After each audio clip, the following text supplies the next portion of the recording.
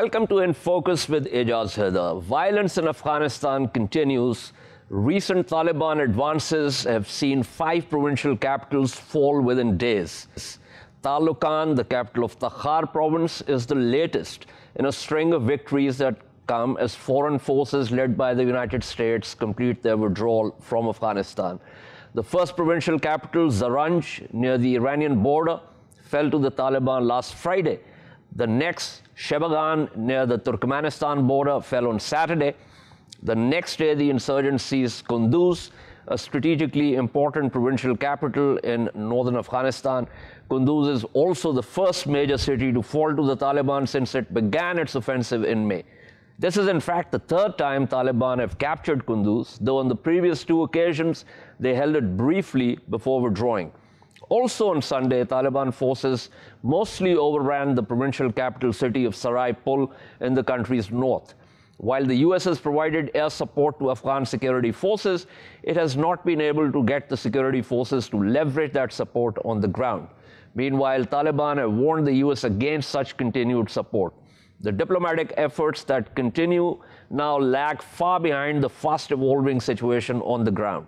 To discuss this further, I'm joined by Ambassador Mir Akram, a former diplomat with long experience of bilateral and multilateral diplomacy, Dr. Rifat Hussain, Head Department of Public Policy at the National University of Science and Technology, and Dr. Gordon Adams. Professor Adams is a distinguished fellow at the Stimson Center and professor in the U.S. Foreign Policy Program at the School of International Service at the American University.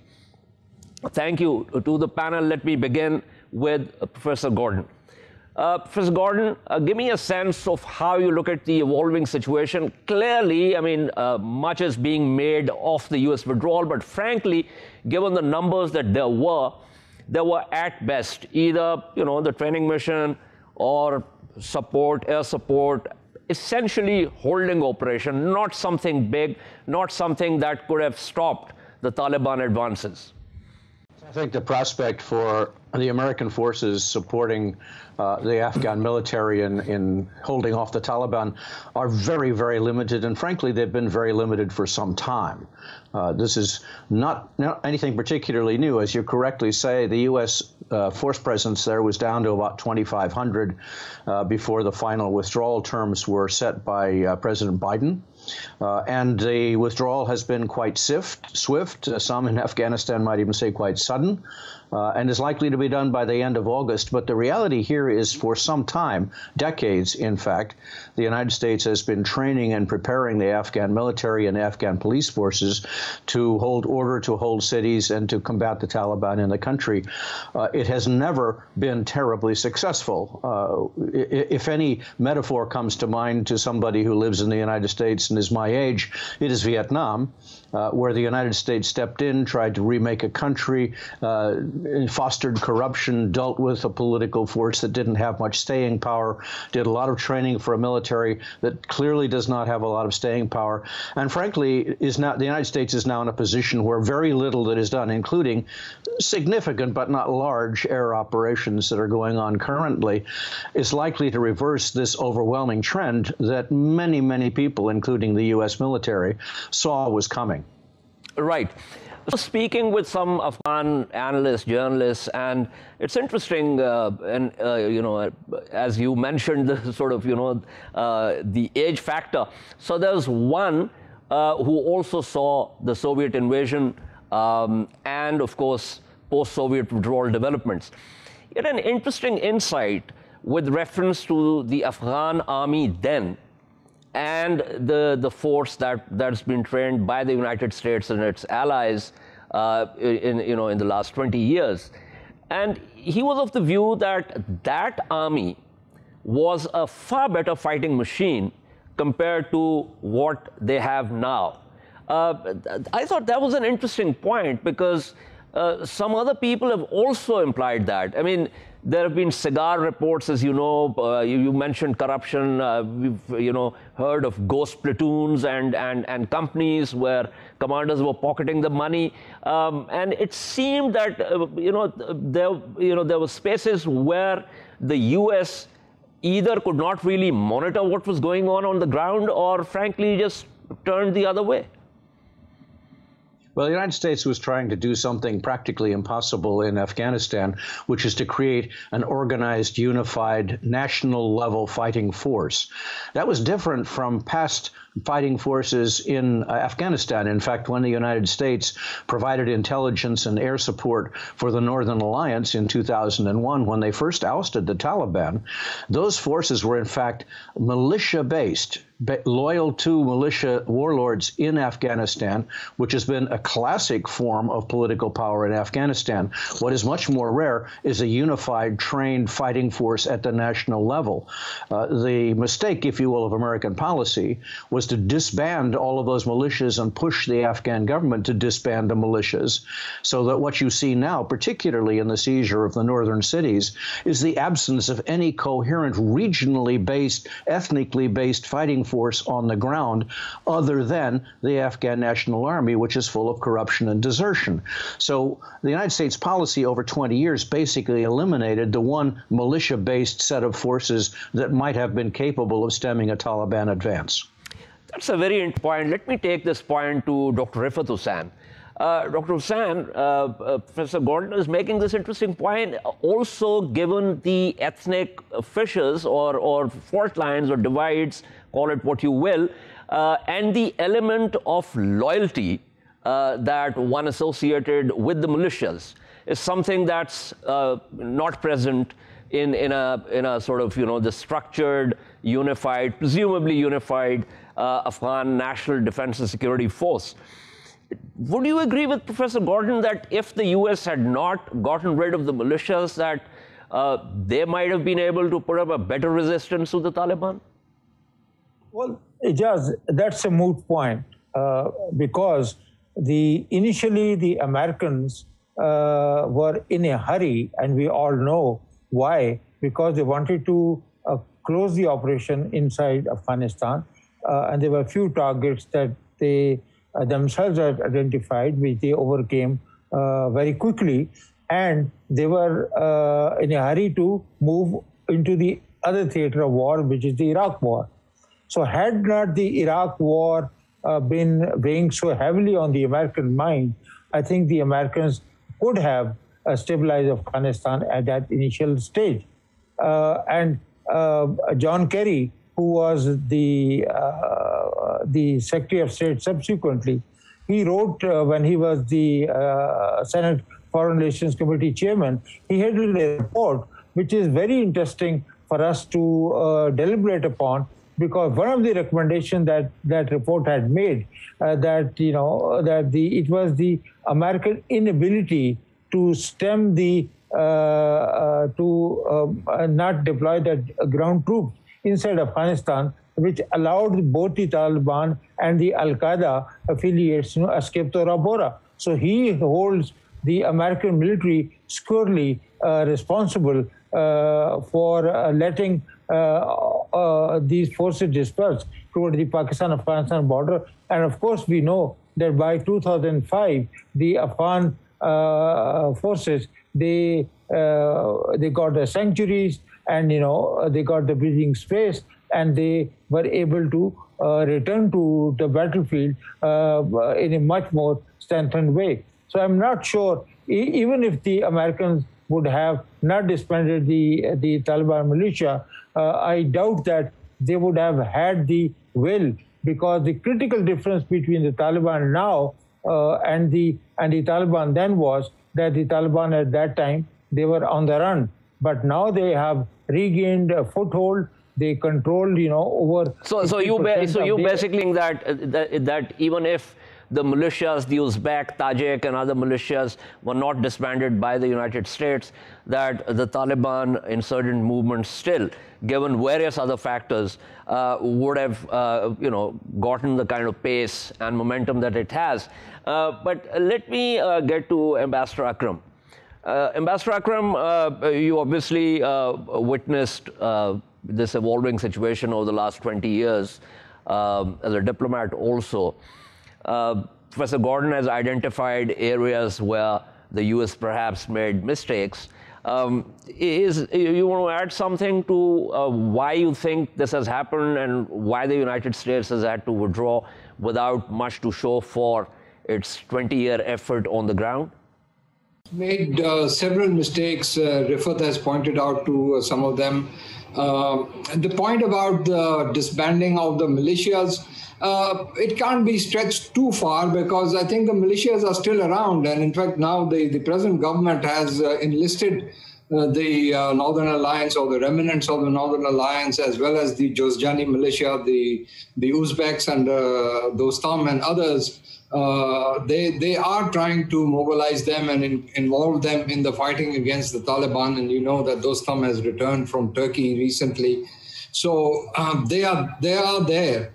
I think the real problem has been that the way in which the US conducted its occupation of Afghanistan, and basically it did not deliver to the Afghan people. It was not just a question of occupying the country, but also providing real, tangible, substantive benefits for the Afghan people to win their hearts and minds. And I think that kind of approach never really took off. In fact, did not even have the right kind of funding for that purpose. So I think and then added to that was the fact that the Afghan government, either Karzai or Ashraf Ghani, were governments that were corrupt, and a lot of the money that was being given to them was being siphoned off and hardly reached the people on the ground. So, and then the indiscriminate use of aerial bombardment, the use of drones, which were not as accurate as it is claimed, caused a lot of collateral damage. And these factors combined created a sense of alienation amongst the Afghan population, and a growing hostility towards the US and NATO forces, as well as towards the Afghan government, which was increasingly seen as a puppet of the West or of the United States. So I think all of these factors have combined now to create this kind of momentum that we are witnessing in the Taliban offensive against the government troops.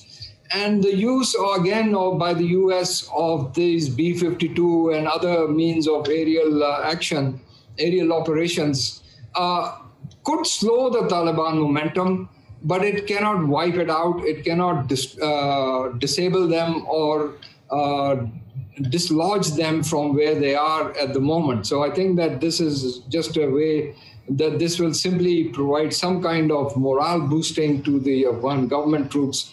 But more than that, I don't see how it is going to change the situation on the ground. Well, in any case, the US has largely left the Afghan National Defense and Security Forces to fend for themselves. But before I go back to Professor Gordon, there's, and I'm quoting this from Imran Feroz, who's an Austrian-Afghan journalist based in Vienna. And this is something he wrote for Prospect magazine. And he says, too many Western journalists and analysts are contemptuous of and insensitive to the people of the country that the US had invaded. Their eyes focus only on the violence of the other, the Taliban or ISIS or the broad catch-all term terrorists, while simultaneously ignoring the bloodshed and violence wrought by a Western occupation. And then he goes on and he talks about a number of incidents, drone strikes and others, including that particular horrific incident in which one of the US soldiers who's now been sentenced to life without parole, who killed 17 Afghan civilians. Professor Adams, it's interesting that you talked about Vietnam. Now, I believe that, there was a lot of soul-searching post-Vietnam among the policy community also, among the security experts also. But it's still deeply ironic that when it came to invading Afghanistan, and then, of course, as Dr. Hussain said, the invasion of Iraq also, those lessons seem to have been ignored, or perhaps there was a sense that now with this revolution in military affairs and the ability of the United States and its allies to actually have real-time sort of eyes on the ground, that it's going to be different this time. What is your sense, why is it that every time the U.S. goes in, it wins, obviously, because it has such superior military force, but then completely fails at stabilization operations? It's interesting. I think the lessons of Vietnam were not so much ignored as overcome in the view of military and national security planners in the United States. There was a huge effort in the 80s and 90s to overcome what was called a Vietnam syndrome, a reluctance to intervene, a reluctance to use force. And many celebrated 20 years ago the effort of the United States to invade countries like Iraq, like Afghanistan, and create new polities, if you will, new political order, new economic order. What we have now stubbed our toe on twice in the United States is the recognition that for all of its military capability, the U.S. military is incapable of creating new political order in other countries or new economic order in other countries. And you can funnel billions of dollars, and we have $3 to $5 billion a year worth of security support, hundreds of billions of dollars of economic support over the last 20 years in Afghanistan. It's not an absence of money. It's, as the other speakers were suggesting, that money ends up being engulfed by the polity that the money is being spent in whatever way they can take advantage of it. So many people in Afghanistan benefited from American spending, but in distorted and corrupt ways, nor could the United States have marched in with a better plan, in my view. Really, the best plan for the United States probably would have been to finish the Northern Alliance fight against the Taliban, win the fight to seize Osama bin Laden a little earlier, and then leave the country with some economic assistance in the hands of the people who are going to have to govern the country anyway. So you could say, history doesn't repeat itself, but for American purposes, it consistently rhymes over the last 30 or 40 years. That's interesting. Give me your sense of, hindsight is obviously 2020. Lots of books have also been written with reference to the invasion itself, and then, of course, the Bonn process. And it's a matter of record that there were two things that General Musharraf, who was then the president of Pakistan, said to President Bush. One, do not allow the Northern Alliance to enter Kabul militarily. And there are these Taliban who want to be part of the process, make them a part of the process. That was something that did not happen, even though President Bush had given a personal guarantee to General Musharraf, completely reneged on that.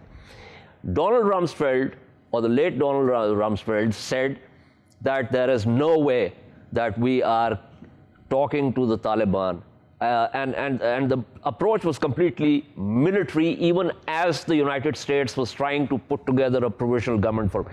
Now, looking back, do you think it was a mistake not to involve the Taliban, who represent a large section of the Pashtun population?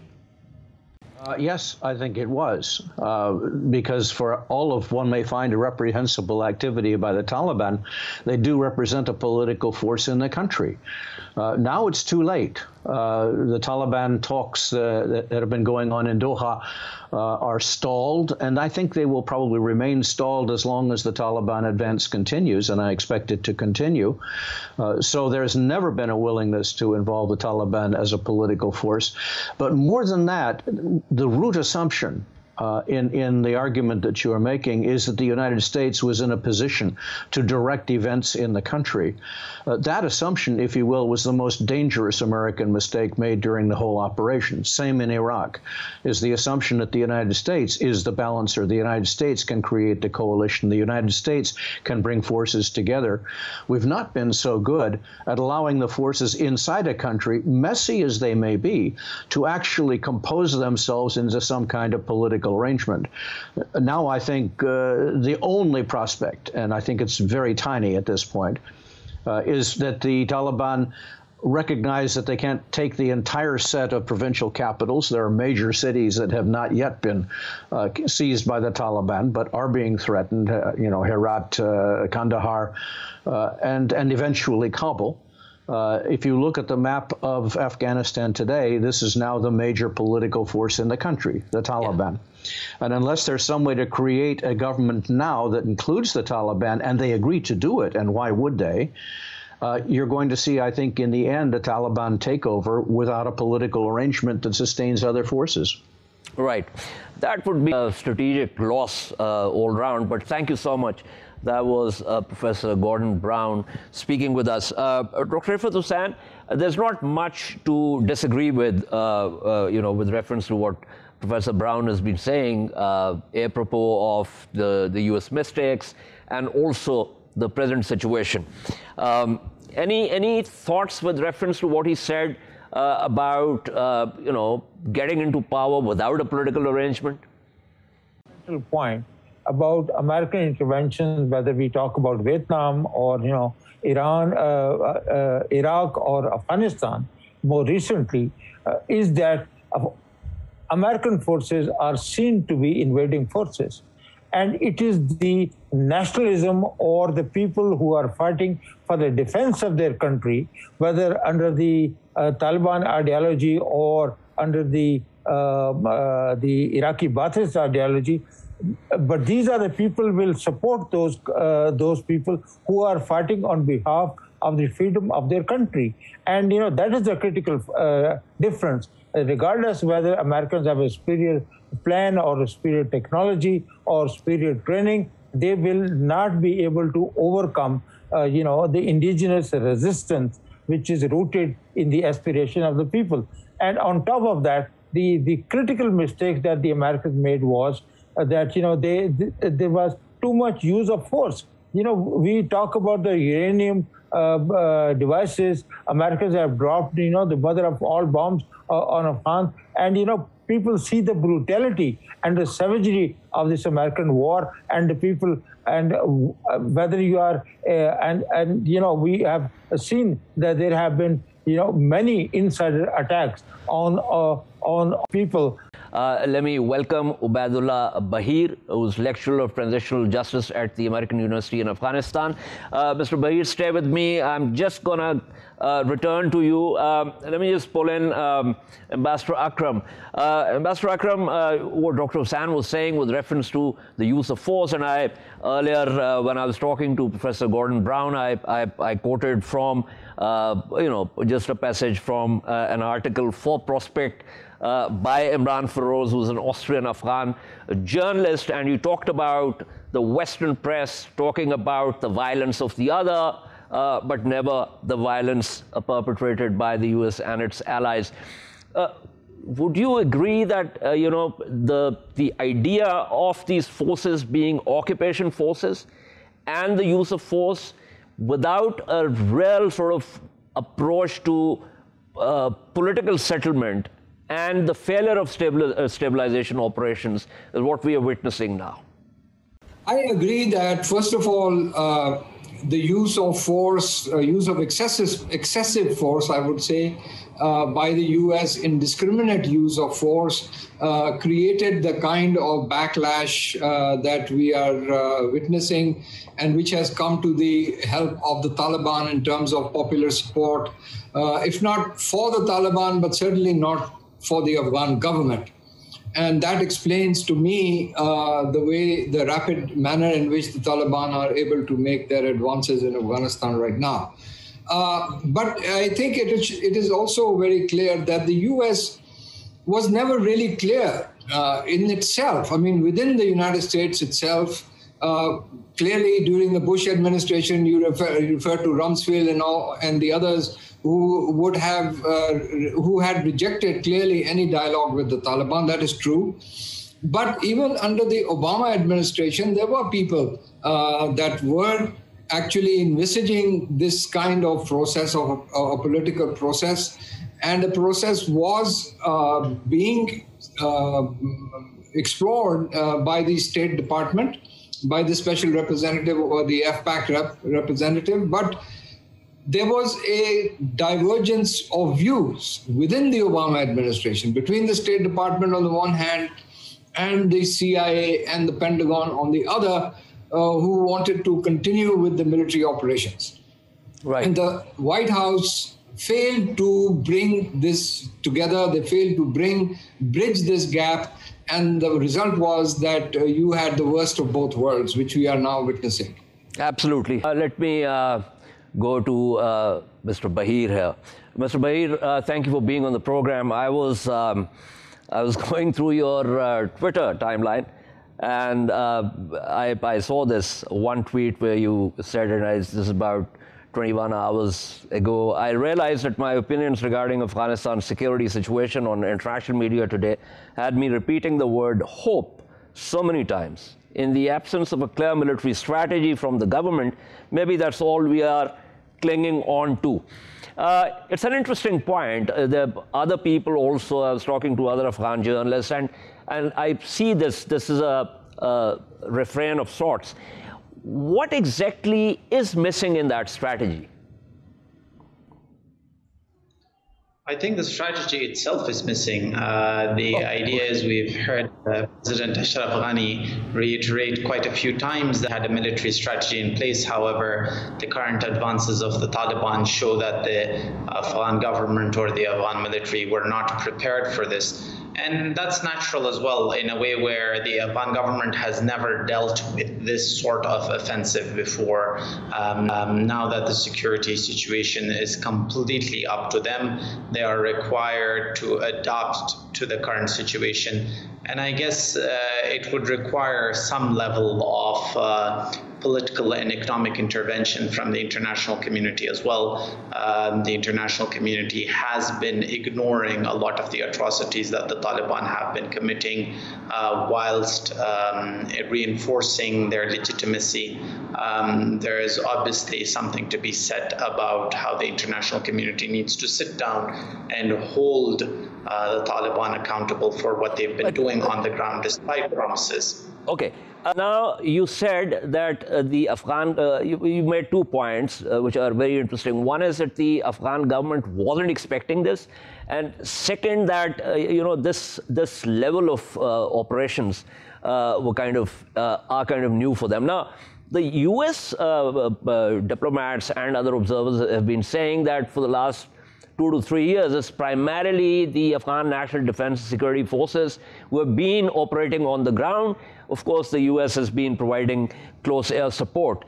So, so what you're saying kind of, runs against what generally we are being told with reference to the capacity of the DSF.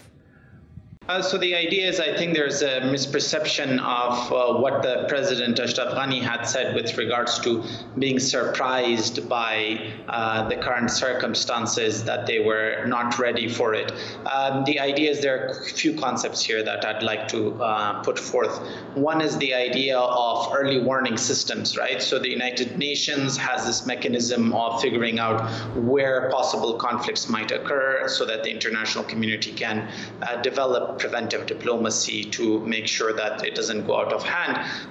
The idea is one of the major criticisms for such an early warning system is that once you have a date for when you will get involved or not be involved, it sort of gives a certain incentive for people to escalate or maximize gains till that deadline. So the idea here was, with the United States promising an unconditional withdrawal and announcing a date that created an atmosphere that wasn't there in Afghanistan before. There's also the idea of the momentum that the Taliban enjoyed from it. There was the concept of the winner's narrative or the impending victory narrative that the Taliban created for themselves. Wherein now they believe that if they could defeat the United States, then the Afghan forces cannot stand up to them. So all of those things happened together, and they fed into the current escalation in violence. And yes, the Afghan forces had taken over security 3 years ago, but they'd never faced this so far.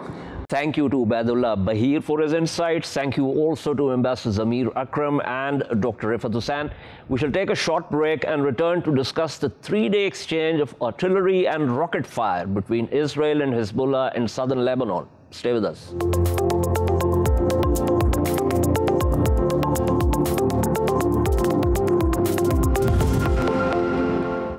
Welcome back to In Focus. Last Friday, Hezbollah, an armed Shiite group with heavy presence in South Lebanon, fired rockets at open ground near Israeli positions in response to Israeli air raids on southern Lebanon. The rocket attack then drew Israeli retaliatory strikes. The rocket attack came in response to an Israeli air raid on Thursday on southern Lebanon. While the Israeli military said it had struck the rocket launch sites in Lebanon, Hezbollah said the Israeli air attacks had hit open ground in Lebanon. Observers say neither side really wants a war, nor can afford it, but such exchanges could lead to escalation if there are casualties on either or both sides. In this round, while showing determination, both sides were careful not to draw the other in escalation dominance. Israel is battling a new coronavirus wave, while Lebanon is going through socio-economic and political crises, which some analysts say are the worst in the country's 100-year history.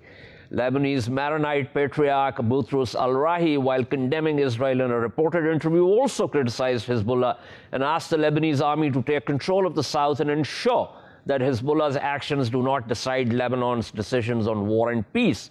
The recent skirmishes also violate the UN Security Council Resolution 1701, which ended the 2006 fighting and was agreed to by both sides' legislatures. It also created the mandate for UNIFIL, which is United Nations Interim Force in Lebanon. To discuss the situation, I'm joined by Dr. Alan Abbey, Research Fellow at Shalom Hartman Institute with a 3-decade-long career in journalism. Dr. Eli Abu Aoun, Director of Middle East and North Africa Programs. He's based in USIP's regional hub in Tunis. And Laith Maroof, commentator and award-winning multimedia producer and broadcasting law consultant. Let me begin in reverse. Mr. Maroof, as I said in my opening, the suggestion is, through various reports, obviously, since we are not on the ground, so we have to rely on those reports, that neither side wants to escalate, but there's a possibility, and if the casualties on one or both sides, then that's exactly where this could go. Yeah, definitely. Look, the situation that had occurred over the last end of the week was an attempt by apartheid Israel to change the parameters of engagement in Lebanon that have been set since 2006, when Hezbollah defeated the invading Israeli military forces. And so since that day, apartheid Israel hasn't dared use its air force to attack any territory in Lebanon. And so with this attack on Thursday by the Israeli Air Force, there was that attempt to change the parameters of engagement. And Hezbollah promptly responded to that with the same equal action, attacking open areas in Shab'a Farms, the occupied territories of Lebanon, to cement those parameters of engagement. And what could be clearly seen in the speech of Sayyid Hassan Nasrallah, the Secretary General of Hezbollah, on Saturday, is he directed exactly to that and said that if apartheid Israel attempts to again change these parameters of engagement and attacks Lebanese territory through its air force, he will be retaliating. Hezbollah will be retaliating in equal measures. Right. Very quick question before I go to Dr. Abbey. Isn't this the responsibility of the Lebanese army? I mean, Hezbollah, we know, is a parallel force, but as I quoted the Maronite patriarch saying, it's not up to Hezbollah to decide war and peace for Lebanon. Yeah, unfortunately, the Lebanese army doesn't have much of firepower. It is an army that is controlled by the Americans. The Americans have refused to allow this Lebanese army to be armed by the Russians or the Chinese, and has also refused to hand it over any weapons that could actually face off with apartheid Israel. So there is no choice. When there is no army to fight apartheid Israel and an occupation, there is no choice but to depend on the resistance. Right. Dr. Abbey, give me your sense of this round and also the observation that while neither side wants to escalate, there is always a possibility of that in the event of some miscalculation. Sure. Iran-backed Hezbollah is a tool of an imperialist state run out by the mullahs of Tehran. And so when they sneeze, Hezbollah gets a cold. And when Iran is seeking to strike out at Israel through its proxies, whether they're in Syria or now in Lebanon through Hezbollah, which is a wholly owned subsidiary, shall we say, of the Revolutionary Guards in Iran, and not responsive to the interests and needs of the Lebanese people, I think that we see this kind of action. I think that it must be made clear that many people in Lebanon are no fans of Hezbollah. You quoted the Maronite patriarch, but there is also quite a visible action just last week with residents of a Druze village in Lebanon pushing back and pushing out the Hezbollah militants, terrorists who wanted to use their homes and their people as cover for their own missile attacks. So this is a Iran proxy war against Israel. It has nothing to do with anything on the ground in this part of the world. It's an attempt to distract the world from the total collapse of Lebanon. Right. Very quick follow-up question, since you mentioned the term imperial Iran. So, you know, by all indications, Israel doesn't have formal maps of its boundaries. And you know, one of its prime ministers, when once asked, said, but they're all given in the Bible. So that's one. And secondly, Yossi Cohen, the outgone Mossad chief, gave an interview in which, for all practical purposes, he talked about the Mossad operations inside Iran, including the killing of Mohsen Fakhrizadeh and the attack on Natanz and the rest of it. So it seems that it's not like Israel is just sitting back and doing nothing. So obviously, if there is a conflictual model, then you would expect Iran to retaliate also.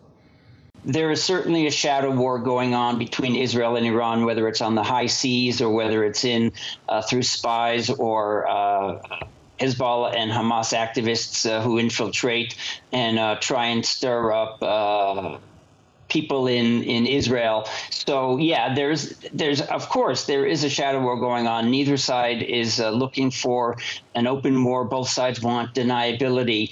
It's unfortunate that this is occurring, but Israel will certainly defend itself against unprovoked attacks, such as the round that started last week, which apparently came from some kind of a Palestinian refugee group in southern Lebanon, and then Hezbollah decided to get in on the party. So this is opportunistic.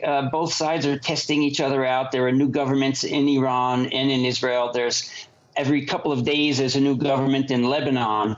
So I think that this is everybody probing and poking around. Right. Let me now go to Dr. Eli Abu Aoun. Dr. Abu Aoun, you heard the Lebanese side, you heard the Israeli side. Give me your sense of how you look at this. Yes, thank you very much. Well, I guess also what was said by your guest makes sense. I see what happened last week as an attempt by the Israelis to test the ground whether the rules of engagement can be changed. And Hezbollah decided that they don't want to create a precedent whereby an attempt to change the rules of engagement is not,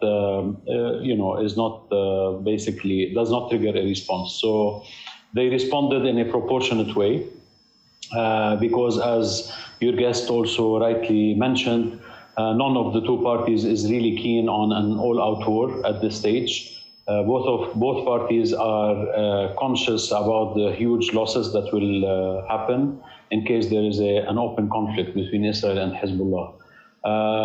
So this is a comment on the incident itself. However, looking at the broader dynamics, I do think that the Iranians are anxious at this stage.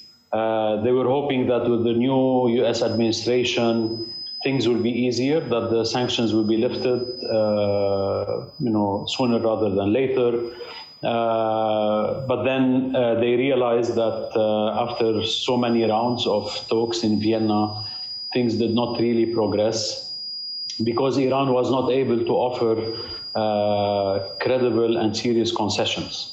And the U.S. administration, despite its willingness to revive the JCPOA, they were not in a position to accept a return to the JCPOA and lifting the sanctions without the concessions that I just mentioned.